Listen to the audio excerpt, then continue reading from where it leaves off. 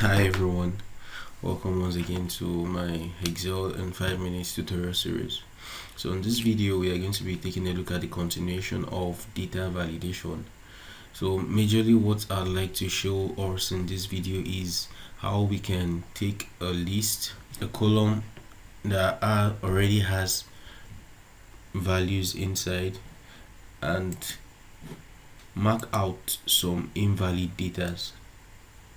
So how can we do this? The first thing that you have to do is, okay, so this data now is, okay, this is a sorted data, so let me just sort this by the order number, so it's not exactly sorted like this. Okay, so this is good. So let's say for this particular list there should be no quantity that is greater than 10. So let's say the appropriate quantity list is between 0 and 10. So I already have this list and I want to note out those values that has values that are greater than 10. So how do we do this? Now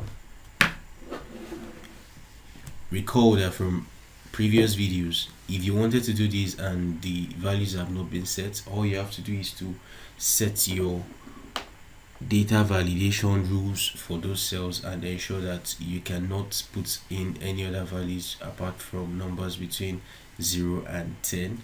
So for this particular situation, what we'll be doing is first select your column, then come to data validation. Now what we want is all numbers between 0 and 10. Now enter. Okay, you can see that you did not notice anything.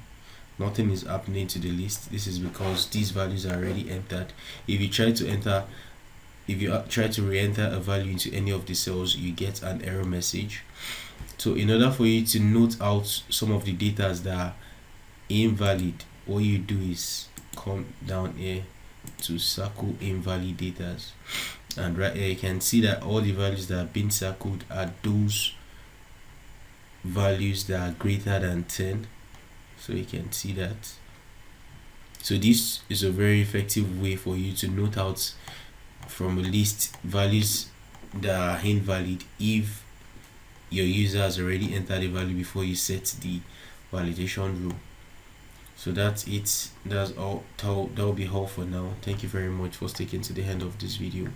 Please don't forget to like and subscribe. Bye.